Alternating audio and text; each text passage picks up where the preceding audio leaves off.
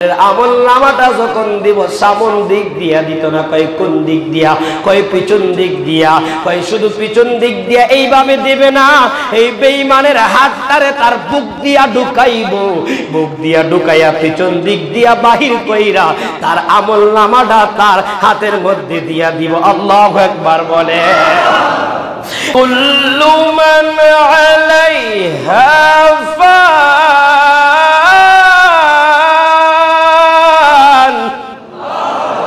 ويبقى وجه ربك ذو الجلال والإكرام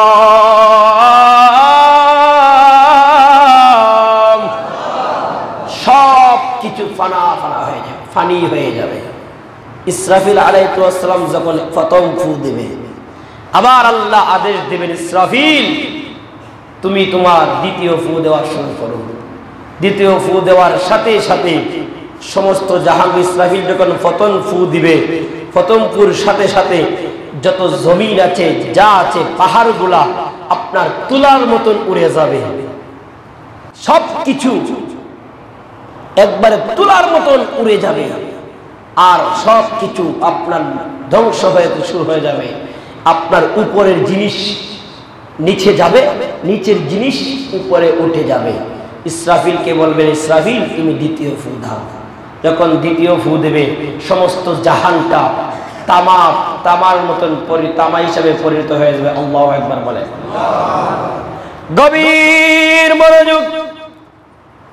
এই আমার বলাকুলের বাবা, ও বলাকুলের যুবক, এই কিয়ামত এমন একটা বিষয়, এই কিয়ামত এমন একটা সময় চলে আসবে গো। কিয়ামত শব্দের অর্থ উঠানো, কিয়ামতের অবস্থার বিষয়ে বলা হয়েছে। হাসরের মাঠে আল্লাহ পাক রব্বুল আলামিন যার যার আমলের উপর যার দিকে যখন তুলানো হবে, এই কিয়ামতকে বলা হয়েছে কিয়ামতে আলামত। এই কিয়ামত যখন শুরু হয়ে যাবে গো, এই কিয়ামতের আলামত যখন শুরু হয়ে যাবে, ইসরাফিল যখন দ্বিতীয় ফু দেওয়া শুরু করবে, দ্বিতীয় ফু দেওয়ার সাথে সাথে সমস্ত জাহানটা তামা হয়ে যাবে, তামা হয়ে যাবে। ওই সময় আল্লাহ পাক রব্বুল আলামিন ইসরাফিলকে ডাক দিয়ে বলবেন, ইসরাফিল তুমি আরেকটা ফু তুমি দিয়ে দাও।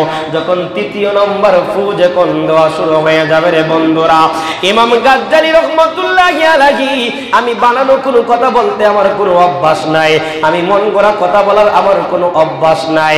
ইমাম গাজ্জালী রাহমাতুল্লাহি আলাইহি ওনার মরণে আগু পরে 39 নম্বর পৃষ্ঠায় ডাক দিয়ে 49 নম্বর পৃষ্ঠায় ডাক দিয়ে বলেন, ও দুনিয়ার মানুষ, এই দুনিয়াটা যখন আল্লাহ পাক রব্বুল আলামিন তামা করে ফেলবে, তৃতীয় নম্বর ফু যখন দেওয়া শুরু হয়ে যাইবে, ওই সময় আল্লাহ পাক রব্বুল আলামিন যেই জমিনের নিচে যতগুলা প্রাণ আপনার চলে গিয়েছিল, যতগুলা প্রাণ, ওই যে আল্লাহ বলেছিল কুল্লু মান আলাইহা ফান, সবকিছু ফানা করে ফেলবো।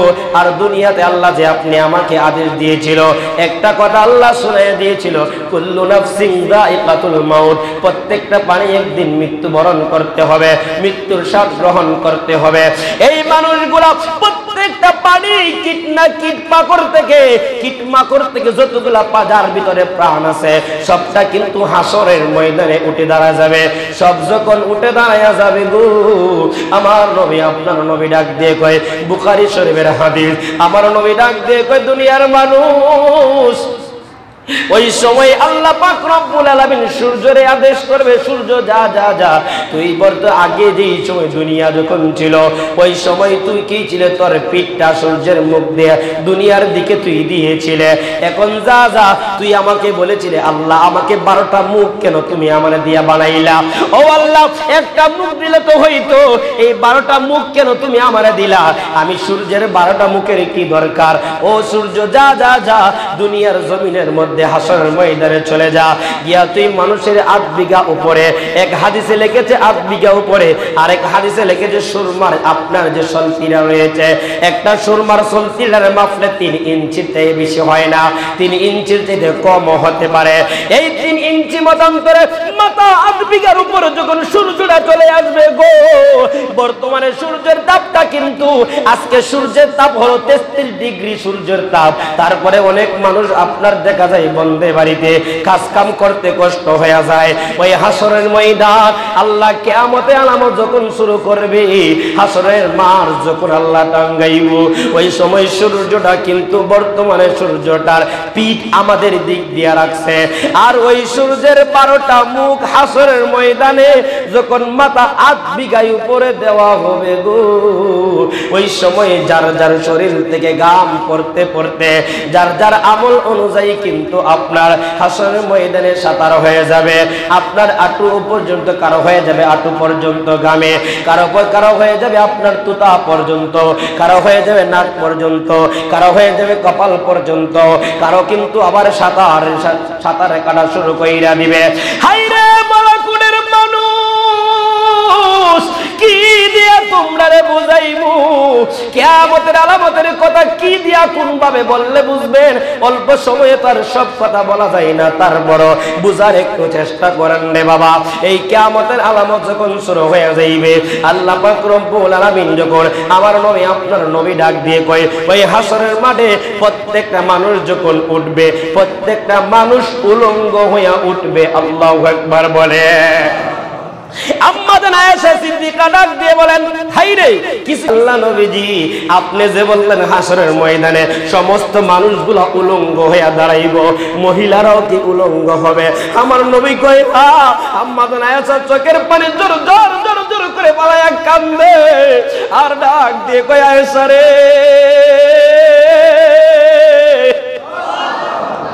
ও আয়েশা, আয়েশা রে, সমস্ত মানুষ যখন উলঙ্গ হইয়া দাঁড়াইব, কই তুমি কেন এই কথা শুইনা কান্না করতেছো?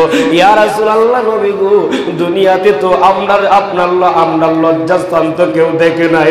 আপনারা কইছো খানের মা আপনারে বানাইয়া দিছে। ও দয়ার নবী, মায়ার নবীজি, ওই হাসরের ময়দানে, ওই হাসরের ময়দানে যদি আমরাও যদি উলঙ্গ থাকি গো নবীজি, তাহলে তো একজন আরেকজনের লজ্জাস্থান দেইখা ফলাইব।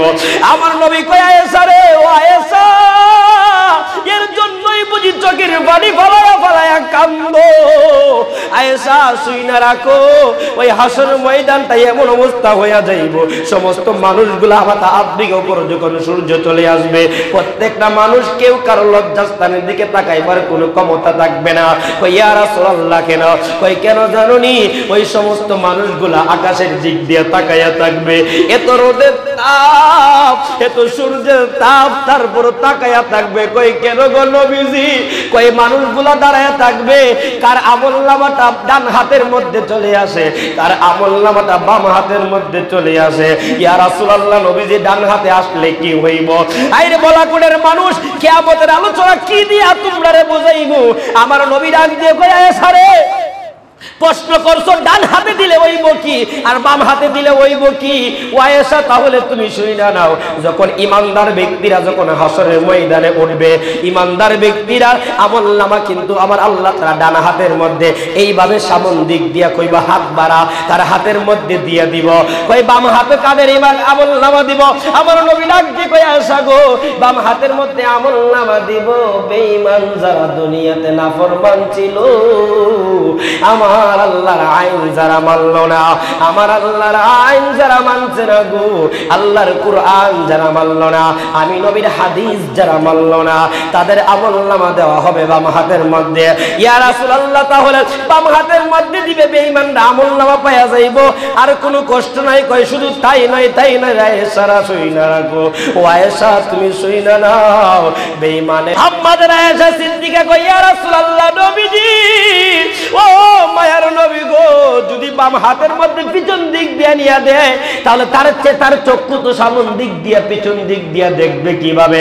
আমার নবী ডাক দিয়ে কয়, তার আমলনামাটা যখন পিছন দিক দিয়ে হাতটা দিয়ে হাতের মধ্যে দিয়ে দিবে, তার মাথাটারে টাস কইরা ঘুরাইয়া আমার আল্লাহ তাআলা পিছন দিক দিয়ে আমলনামাটা দেখার সুযোগ কইরা দিব। আওয়াজ দিয়ে বলেন না নাউজুবিল্লাহ।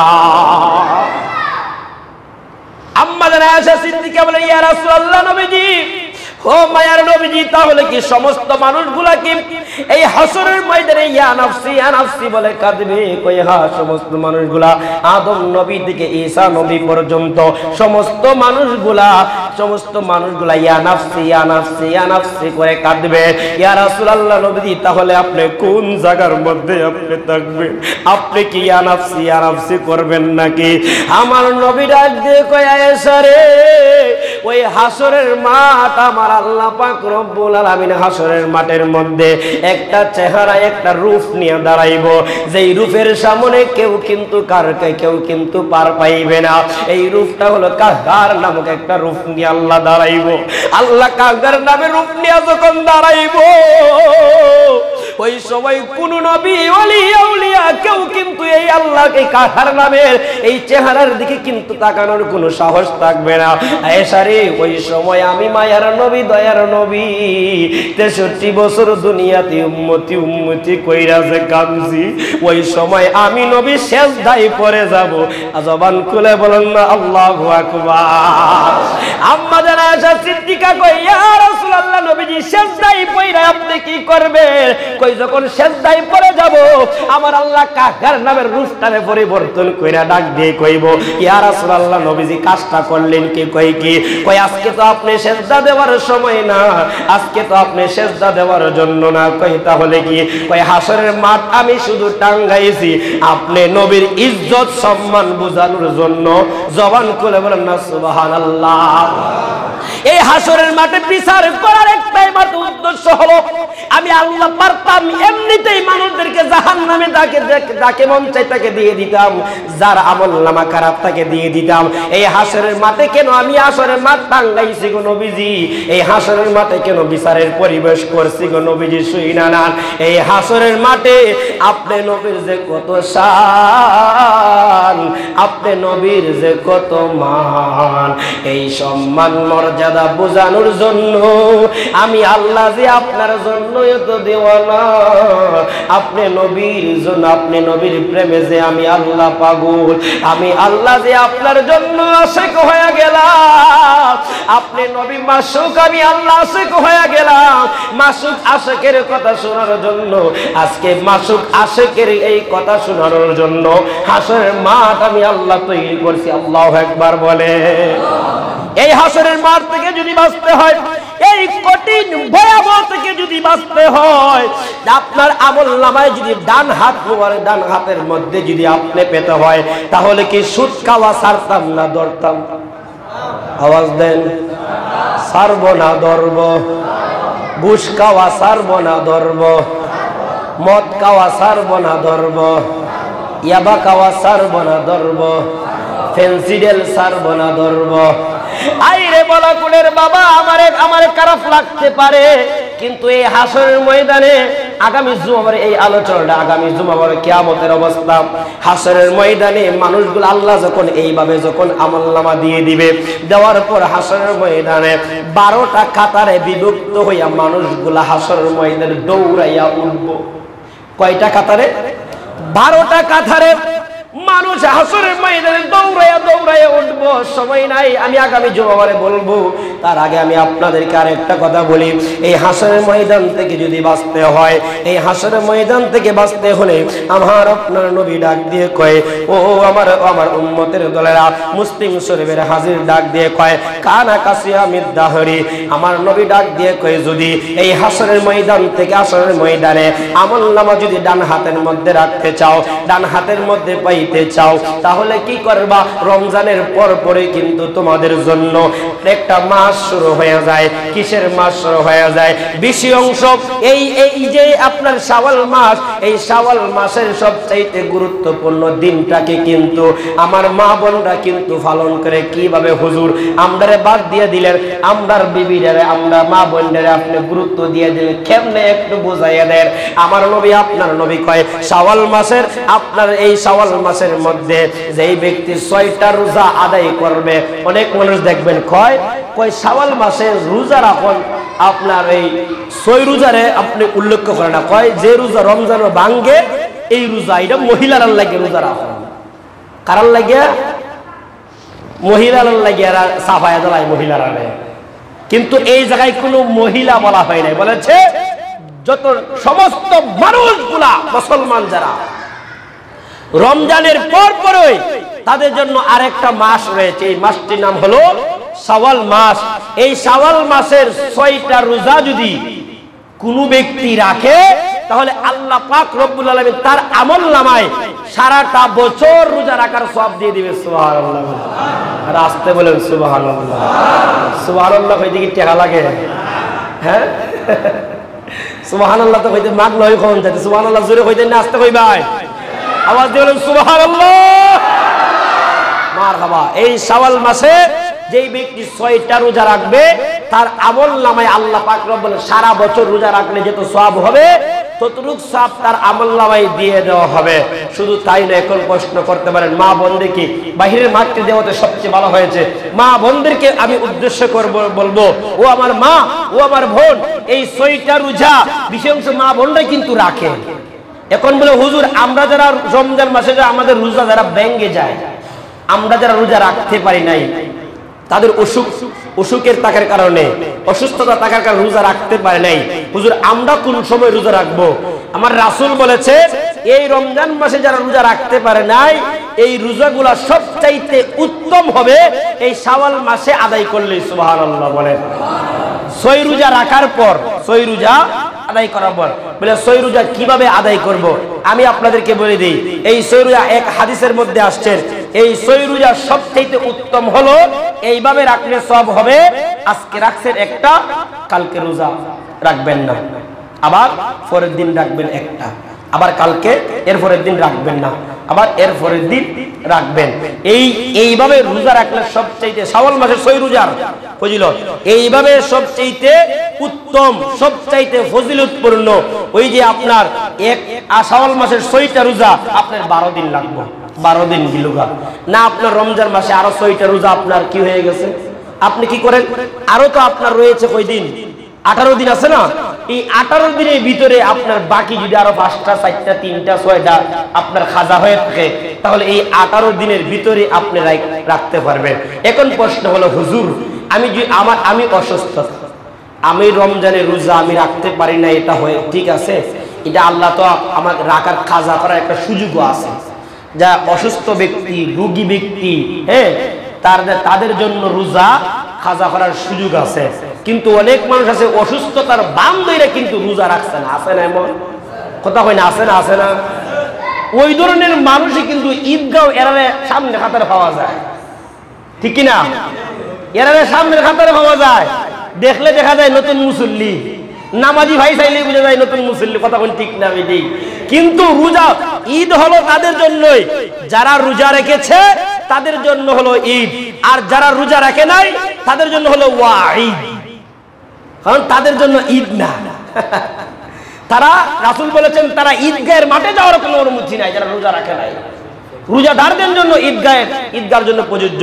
এখন আপনার কি বলেছে, ওই যে শাওয়াল মাসে রাখতে পারি না, একটা হাদিসে আছে আপনার যদি কাজা রোজা হয় তাহলে আগামী রমজান, এটা হচ্ছে আপনি যদি না রাখতে পারেন শাওয়াল মাসের ভিতরে, আগামী রমজান আসার আগ পর্যন্ত আপনি যে খাজা রোজা আছে এগুলো আদায় করতে পারবেন ইনশাল্লাহ। তারপর বাবা আপনাদের কদমে হাত দিয়ে বলি, যদি রোজা কাজা হয়ে থাকে আদায় করে নিয়েন, রোজা কাজা হয়ে থাকলে আদায় করে নিয়েন। আল্লাহ যেহেতু সুযোগ দিয়েছেন তাহলে আপনি আদায় করলে কোনো অসুবিধা আছে? কোনো অসুবিধা আছে? আল্লাহ পাক রব্বুল আলামিন আপনাকে আমাকে যেন এই কিয়ামতের আলামতের উপর আমল করার তৌফিক দান করে সকলে বলেন আমিন। ওয়া আখিরি দাওয়ানা ওয়া আনিল হামদুলিল্লাহি রাব্বিল আলামিন। আসসালামু আলাইকুম ওয়া রাহমাতুল্লাহি ওয়া বারাকাতুহু।